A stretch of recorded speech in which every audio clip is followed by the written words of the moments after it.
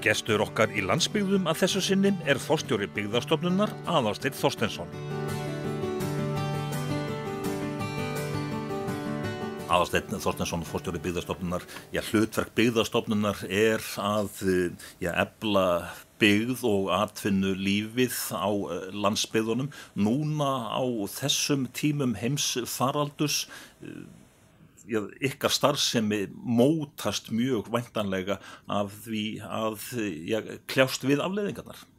Já, það óhætt að segja það að mjög mikill tíma okkar starfi fer í að fást við þetta með einum eða öðrum hætti eins og bara annara stofnana og fyrirtækja í landinu. Það segir sig sjálft og þetta auðvitað að hafa mjög mikil áhrif á athafnalíf og samfélag allt land og kemur víða inn í okkar starfsemi. Í lánastarfseminni þetta að hafa mikil áhrif á rekstur fyrirtækjana sem í viðskiptum við stofnunina. Síðan þetta að hafa auðvitað mjög veruleg áhrif á bara afkomu sveitarfélaga og starfsemi allt land og við höfum verið að vinna við að greina það sérstaklega undanfarið. Hvað eru þið að sjá þá í kortunum? Sveitarfélögin verða fyrir tekjufalli, fyrirtækin, jafnvel fjölda gjaldþrot. Hvaða svæði eru þá brothættust? Eru það jaðrarnir?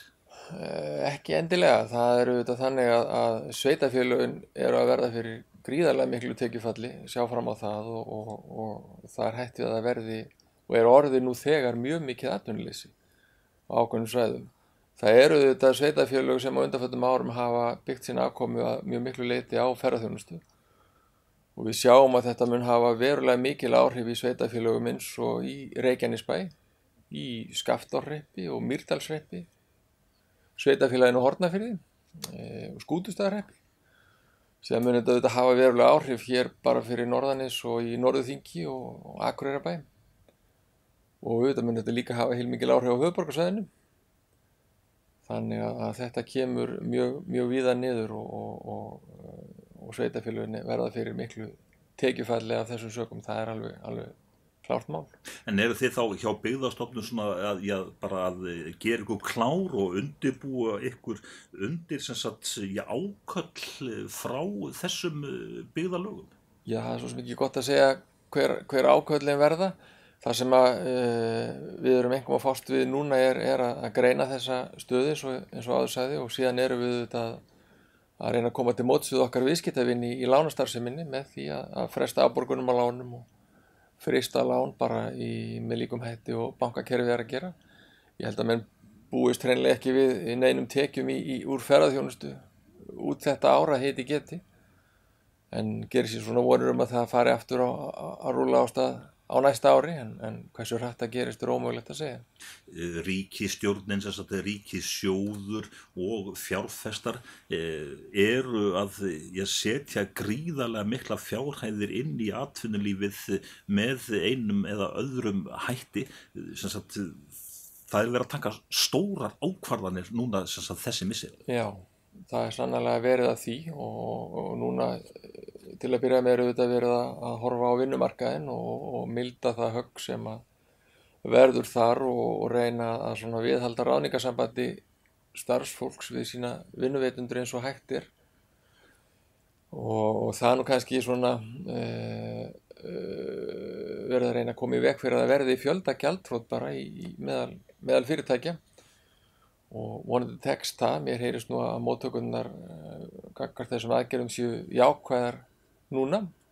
En síðan vitum við það að í framhaldinu þá munum við þurfa að eiga sér stað einhvers konar endurskipulagning á atvinnulífi landsins alls og það verða gjaldþrot og það verður uppbygging aftur og þá þetta mjög mikilvægt að menn hafi einhvern byggðavinkil á það og skoði þau mál með byggðasjónarmið í huga einnig.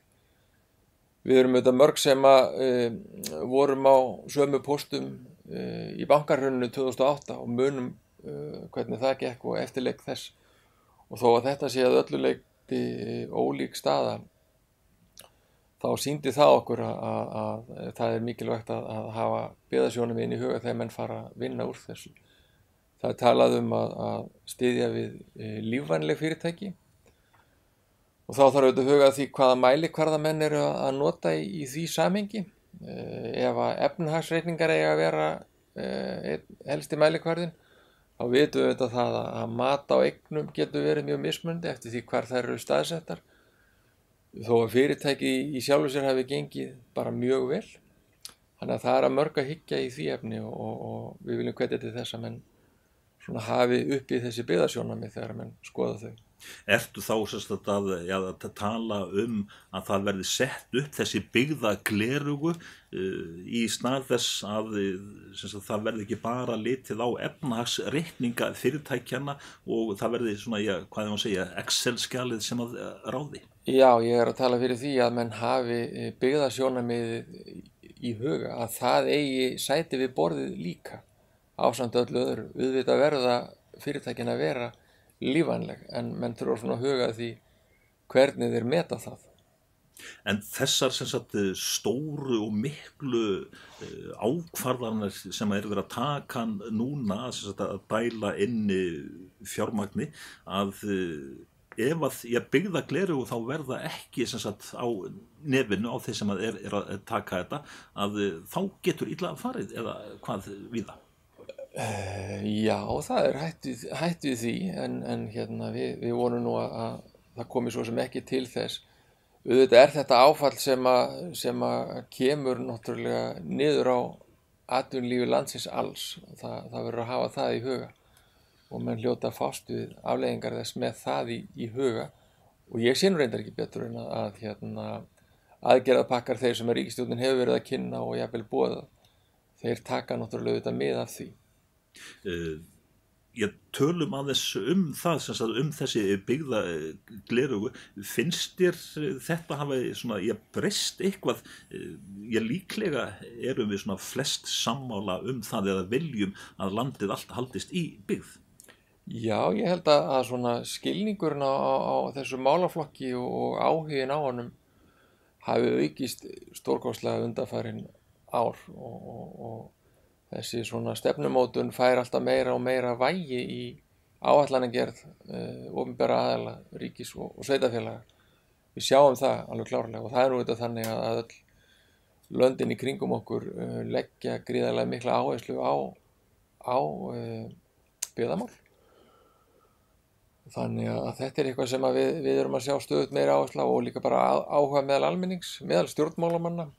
Við sjáum það í þinginu þar sem að byggðagleraugun eru tekin fram í sívaxandi mæli og það er vel. Þannig að já, þetta hefur tvímælalaust aukist áherslan á þetta. En er það þá þannig að byggðastofnun hún er kölluð oftar að borðinu þá sem álitsgjafi eða hvað? Já, það hefur nú vaxið alveg stórkostlega á umliðnum árum og er auðvitað til merkis þetta sem ég var að nefna. En svo segja sumir aftur á móti að byggðastefna hún sé meira bara svona í orði en ekki á borði. Jú, það er nú vinsæl orðræða og sömuleiðis að þetta sé eitthvað sem einhver stórkostlegur ágreiningur sé sko. En núgildandi byggðaáætlun var nú samþykkt samhljóða í þinginu ef maður rétt með 63 atkvæðum. Og unnin í mjög miklu samráði við hagsmunaaðila úti allt land og þannig að það er nú bara verið býsna góð samstaða þessi helstu áherslumál. Megin áherslunar eru þetta bara aðgengi almennings að þjónustu á borð við fjarskipti, heilbrigðisþjónustu, menntun og að innviðir séu traustir og í lagi á borð við fjarskipti og rafmagnsflutninga og þar fram eftir götunum og að fyrirtæki eigi jafna möguleika og staðsningu á því að reka sig og byggjast upp. En samt sem áður er það nú þannig að hlutfalli íbúa landsins það verður alltaf hærra og hærra á suðvesturhorninu. Já, það er nú reyndar þannig þegar við skoðum byggðaþróun að það eru auðvitað ekki einhlítt. Það eru auðvitað svæði sem að hafa glímt við viðvarandi fólksfækkun langa tíma meðan að yfirleitt bara gengur nú harla vel hvað þetta varðar í landsbyggðunum. Og það er víða sem er bara svona hægur og ágætur vöxtur. En það eru þetta svæði sem við þurfum að hafa augun á. Þannig að það í sjálfu sér ekkert óeðlilegt við það. En sem sagt, það eru byggða áætlanir sem að hafa verið þá svona settar upp og samþyktar.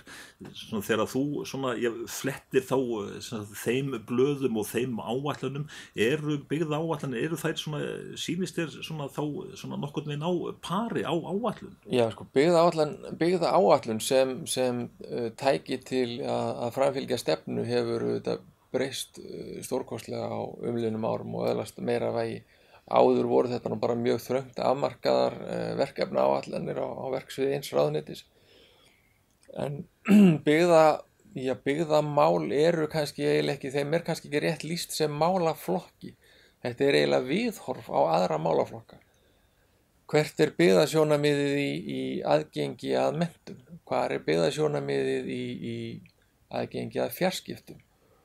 Og svo framvegis og samgöngum. Og byggða áætlun hennar verkefni kannski fyrst og fremst að koma þessum sjónarmiðum að, spegla þau inn í stefnumótanir, í stóra stefnur á vegum ríkis og sveitarfélaga, hvort sem það samgönguáætlun, fjarskiptaáætlun eða eitthvað annað.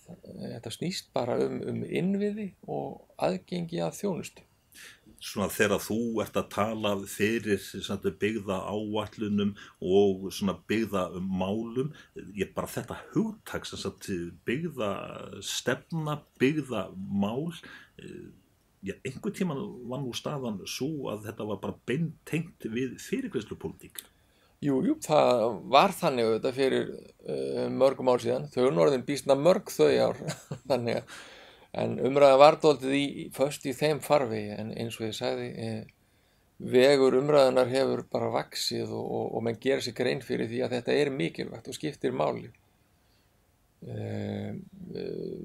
Þannig að það mikilvægt að landið sé allt byggt eins og kostur að menn dreifi álaginu, og við sjáum það kannski ekki síst í ferðaþjónustunni, þar sem hefur skapast mikið álag á tiltölulega litla punkta, að það skapar álag á náttúru og alla innviði, þannig að það auðvitað mikilvægt að við nýtum kosti landsins alls.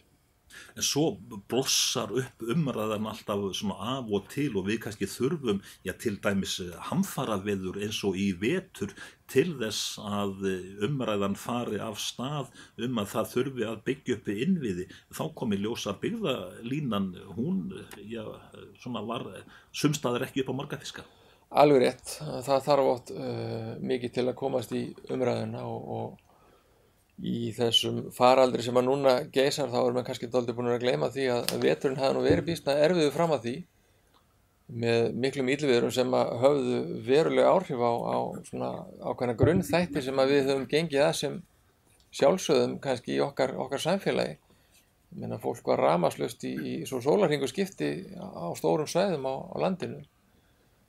Og menn gerir sér auðvitað grein fyrir því að það auðvitað algerlega óviðunandi og verður að ráða bóta á slíku. Og sem betur fer nú verið að stíga skref í þá veruna. Bara til dæmis hér vestur í Skagafirði, það sem ég kem núna verið að leggja háspennulínur í jörð, risaframkvæmd. Þannig að smátt og smátt þá verður náttúrulega vonandi ráðin bóta á þessu. En þetta líka öryggismál, og þessi hluti verða náttúrulega að vera í lagi. Og áður en að COVID-19 kom til, þá var náttúrulega ríkisstjórnin búin að setja saman áætlanir að spýta verulega í úrbætur á þessu sviði. Ég svona ímynda mér að starfsemi Byggðastofnunar hafi breyst töluvert á undanförnum árum. Byggðastofnun ansi stór lánveitandi líka og bara lánastofnun. Já, Byggðastofnun lánastofnun og það gleymist nú stundum. Við erum í rauninni að vinna sem nokkurs konar fjárfestingabanki. Við heyrum undir allt sama regluverk og viðskiptabankar og sparisjóðir að því leyti. Eftirspurn eftir lánum hjá stofnunni hefur aukist jafnt og þétt og verið náð ákveðnu hámarki á síðasta ári. Þannig að lánasafnið hefur verið að stækka verulega.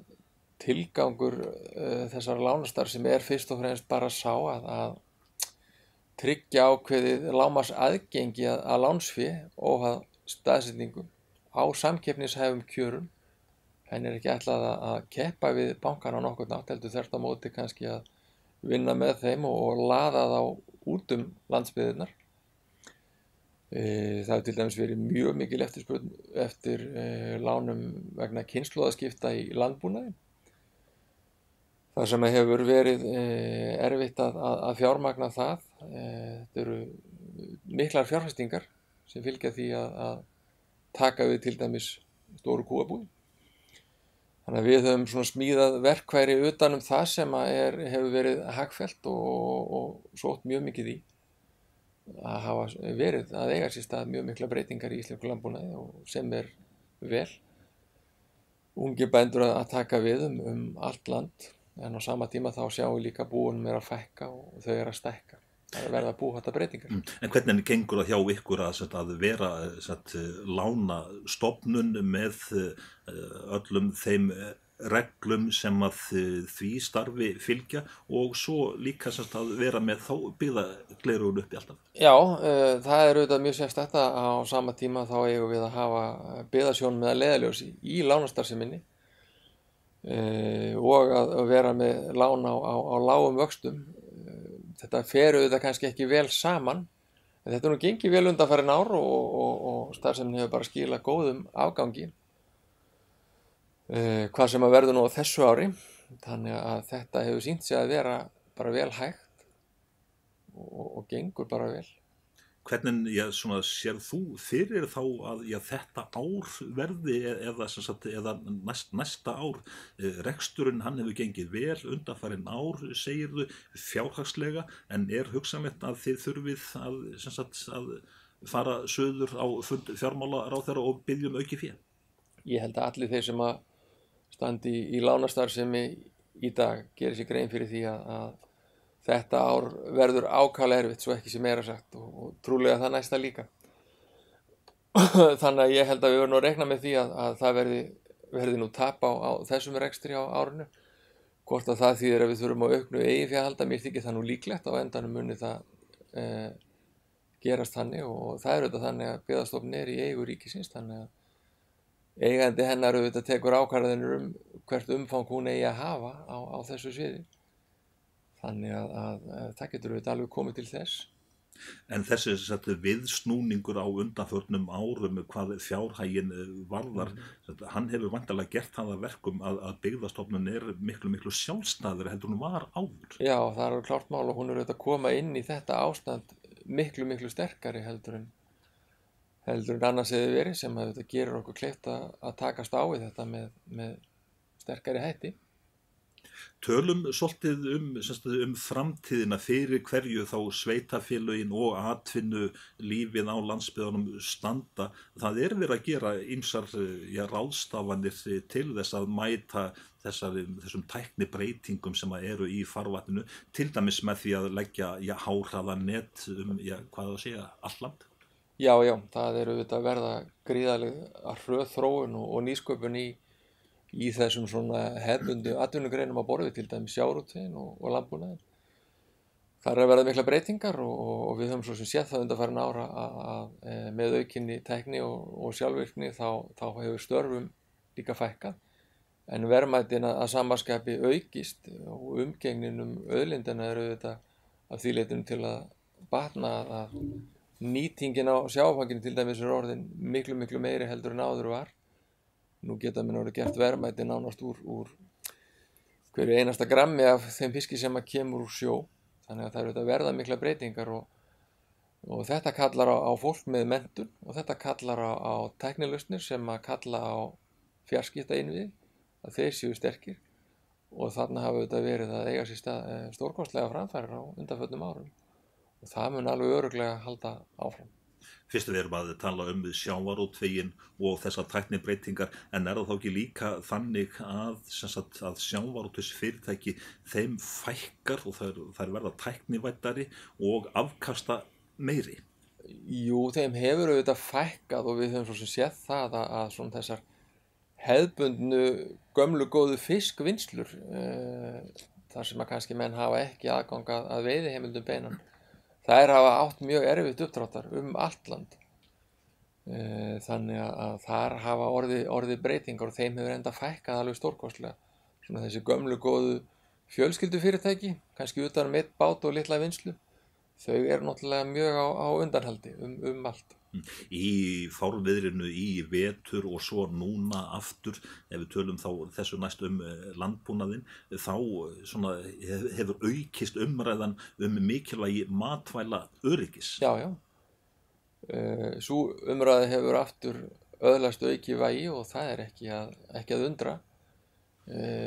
Okkar áhersla hefur aukist á landbúnaði sem atvinnugrein mjög verulega í lánastarfsemi til dæmis eins og ég áður nefndi og þar hefur verið að eiga sér stað mikil nýsköpun líka og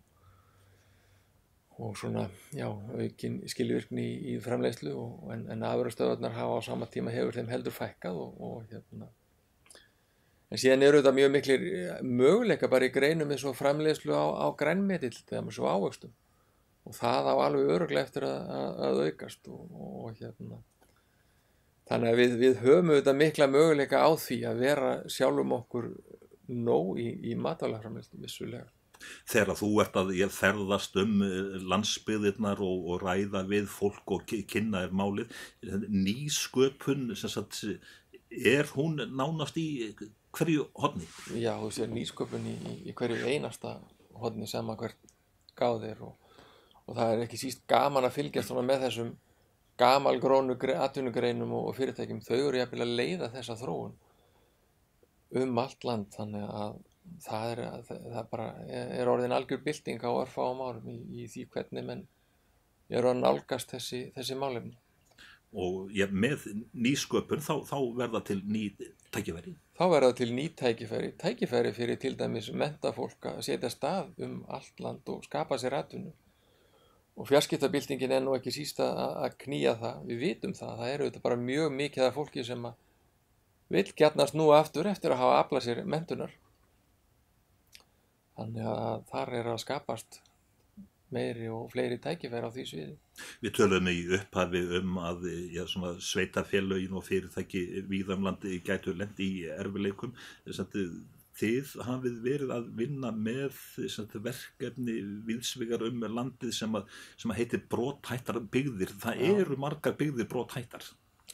Já, það eru því miður, er það auðvitað staðan og það eru til byggðarlög sem hafa, eins og ég nefndi áðan, glímt við viðvarandi fólksfækkun og þá er þetta verkfæri sem við byggum okkur til að reyna að koma snemma inn í og er ekki síst til þess að ætla að reyna að efla samtakamátt íbúana og styðja við þeirra frumkvæði og nálgast viðfangsefnið á þeirra forsendum, ekki að koma með einhverja hannaða lausn að utan, ekki að senda einhverja sérfræðinganefnda sunnan á staðinn með tilbúin pakka, heldur að reyna að vinna þetta frá grunni með íbúanum og það hefur bara sumstaðar gengið afskaplega vel og kannski er helsti árangurinn innmitt sá að við sjáum eflast frumkvæðiskraft og samtakamátt í þessum byggðarlögum og þau hafa náð kannski að koma sér framar í verkefnalista þegar er að ræða ýmiss konar framkvæmdir á borð við samgöngur og fjarskipti og slíka þetta svo ég er búin að vera hamra á hér.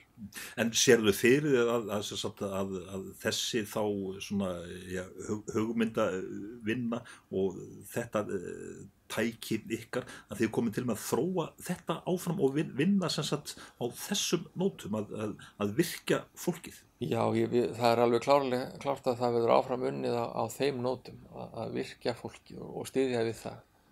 Það er alveg örugglega rétt aðferðafræðin. Það erum við búin að átta okkur á. Þetta verkfæri verður nú eflaust til áfram og mun alveg örugglega taka breytingum. Við getum ekki endalaust verið að fjölga brothættum byggðum í landinu. Þannig en þetta er fyrst og fremst bara verkfæri, ákveðin aðferðafræði sem að verður örugglega beitt áfram. Það í þessu sambandi þá mjög mikið talað að það sé hægt að efla fjarvinnslu og svo framvegis. Eru þarna raunveruleg sóknarfæri, svo benda aðrir á að Reykjavík sé í raun og veru stærsta útstöðin í fjarvinnslu? Já, það eru heilmikil tækifæri í þessu og það nú líka á stefnuskrá til dæmis ríkisins á byggðaáætlun að efla möguleika sem í þessu kunna að felast til dæmis á sviði fjarvinnslu. Við sjáum það að forstöðumönnum ríkisstofnana ætlað að skilgreina ákveðin lágmarkshluta starfa sem störf sem megi vinna án staðsetningar.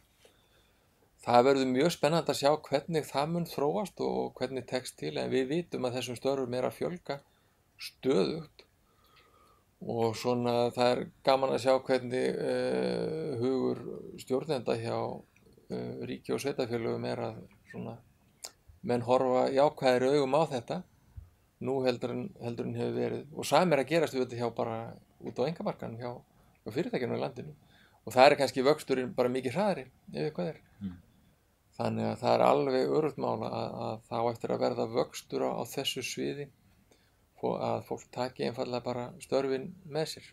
En erum við Íslendingar að vinna nógu ákveðið að því sem sagt að verða tilbúin og taka og aðlaga okkur að þessum miklu tækniframförum sem að eiga sér stað núna þessi árin?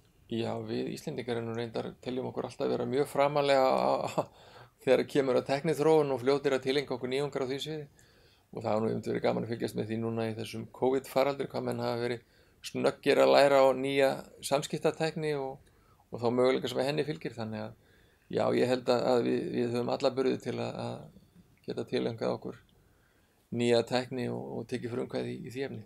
En þú sem sagt hvetur þá stjórnvöld og fjárfesta til þess að vera alltaf með byggðagleraugun uppi?